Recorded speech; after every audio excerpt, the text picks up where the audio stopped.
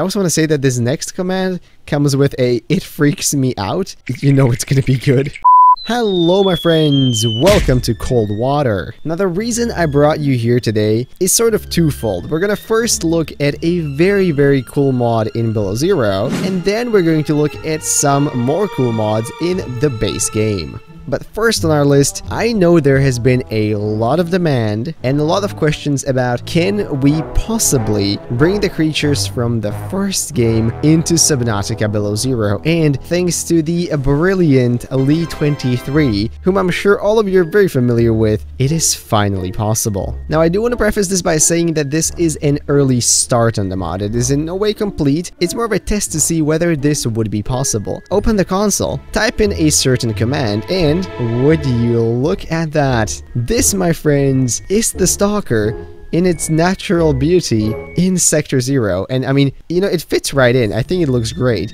But it is a little cursed, isn't it? So, as of right now, it will swim around and it will kind of do its thing, but it won't attack anything. But clearly, it works. Now, something that's also very cool is that if I type in Arctic Stalker, we get a variant that is more blue so that it fits better with the aesthetic of Sector Zero. I mean, how freaking cool is that? Like, I mean, genuinely, if I was just dropped in and you showed me these two in here, I'd be inclined to believe that they just belong. I also believe there's one more variant. Ah, yes, the Kelp Stalker. So this one will kind of have the color of the kelp that naturally occurs in Sector Zero. Fits in pretty freaking well. How cool is this? Now, just like I said, unfortunately, they don't produce sounds yet, and their behavior is quite limited, but there is more. And as I was saying, wait a second. Is your bacon hairy? Yeah, we need to take care of that. Luckily, I can give a massive thank you to Manscaped for sponsoring this video. You know, Christmas might still be a few weeks away, but Manscaped delivered early with their new Perfect Package 4.0. Pamper yourself and your delicate bits with this complete all-in-one grooming kit. Like the Lawnmower 4.0, it's waterproof, it's cordless, and thanks to its advanced skin-safe technology, it will keep all your areas cut-free. It even comes with a handy LED light for use in dark areas, like if you ever need to trim in the void. Add to that their amazing Crop Preserver deodorant and Reviver toner spray, and I'm telling you, your peeper will be the freshest it's ever been. So if there is a special man in your life, or that man is you, get them the perfect package from Manscaped. Don't wait for me, go to manscaped.com and use the promo code LASTBACON to get 20% off with international free shipping, plus 2 free gifts in the form of a quality travel bag and the anti-shafting boxer briefs. Thank you Manscaped for sponsoring this video. Among some of the other creatures we can spawn now are the...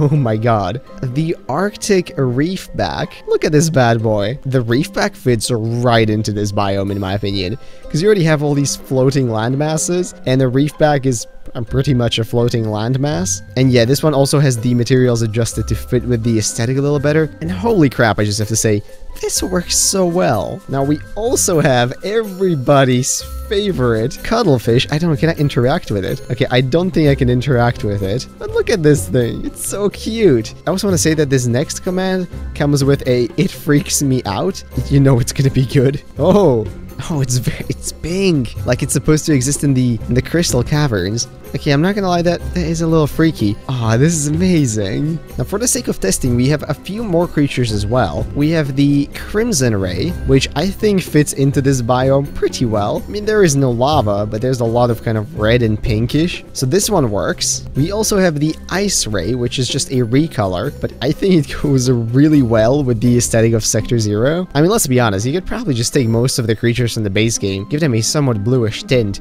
and they would fit right in. We also have the Purple Ray, which I think fits pretty well into this area. Again, just a different recolor, but I love it. And of course, finally, I couldn't leave you guys off without spawning the one thing that I'm sure everybody wants to see brought over to Below Zero. Yes, my friends, it is the Reaper Leviathan just having a good time over in the lily pad area. Now look, I'll be honest with you, I did want to make the Reaper fight the other Leviathans, but like I said, unfortunately as of right now, they don't seem to fight anything. Like I can pop a Shadow Leviathan right here, but they're just not going to engage. But still, I think this is so freaking cool. Again, massive props to Lee. Whoa, okay, not that many props. But to me, this is amazing just because it shows that it can be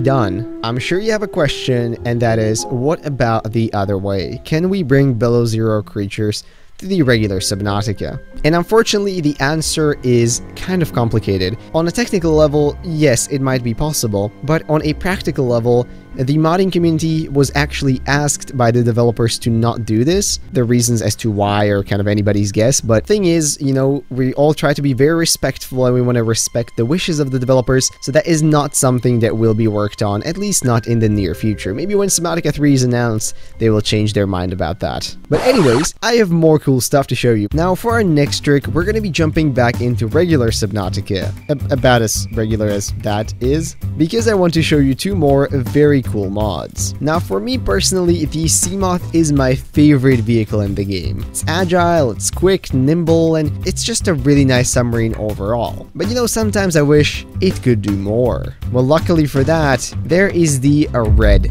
Baron mod. I'm sure you guys have heard of this one because it's definitely interesting, and it does a few things, but to explore them properly, we are first going to need to establish a base. And why can I not build anywhere here? Ah, beautiful. Now the first thing is here in the fabricator. If you open Seamoth modules, you might now notice there are 4 new ones. There's the anti-grav engine, maneuvering jets, integrated life support, and of course Seamoth beacon call. Let's make all of these and check them out. Now if we just pop into the Seamoth here and install some of these fresh upgrades, you're going to notice that the vehicle suddenly behaves very differently. For one, there is the anti-grav update, and what this one does is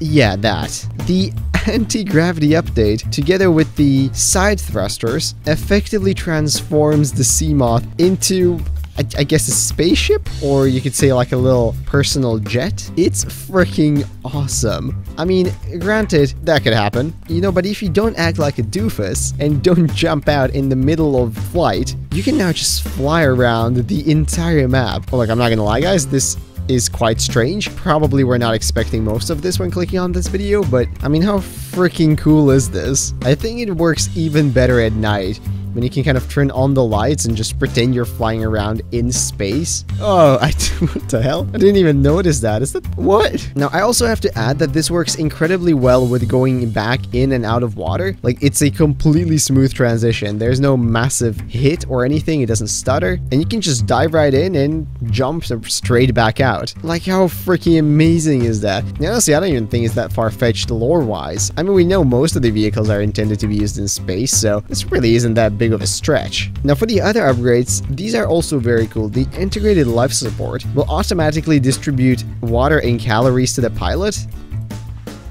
So as you can see, yeah, my hunger and my thirst have automatically been replenished the second I jump into it. Finally, there is the Seamoth beacon call. Now for this one, we are going to need one extra thing. So let me return to my base in a very stylish way. It's happened to all of us. You park your Seamoth somewhere, that thing is a million miles from you, and it's so annoying to have to go and get it. Well, no more, because here in Tools, you can now find the beacon call remote, which will summon your Seamoth to wherever you are. Okay, it might look like an air bladder, but don't you worry about that. To test this out, let's say the world was sped up a little bit, and I was just, you know, going around having a jolly good old stroll with the Seamoth, and as I approached the top of the Aurora, I decided to park it right there, go do a bit of exploring, and lo and behold, oh no, I fell into the water and I left my friggin' Seamoth parked on top of the Aurora. Well, normally that would be a problem, but not anymore, since I can activate this thing, and in a couple of seconds, if I'm not mistaken, there it is! The Seamoth has teleported to our location. Now, of course, unfortunately, it doesn't quite work in a way where the thing actually flies towards you in real time, but at the same time, you know, this gets the job done. It's a super cool utility, especially now that your Seamoth is so much more mobile. Oh, by the way, almost forgot, using R and Q, you can rotate the Seamoth like so. So yes, you can now do a full-on barrel roll, if you so desire. This is very strange.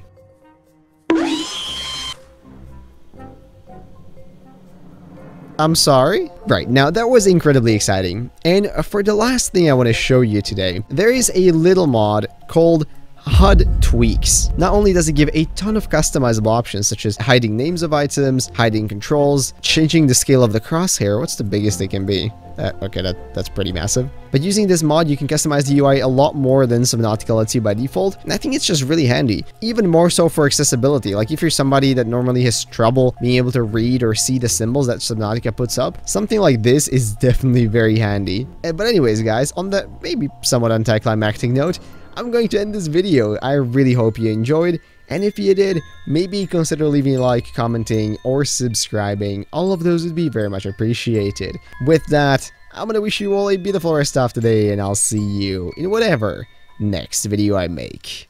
Bye bye.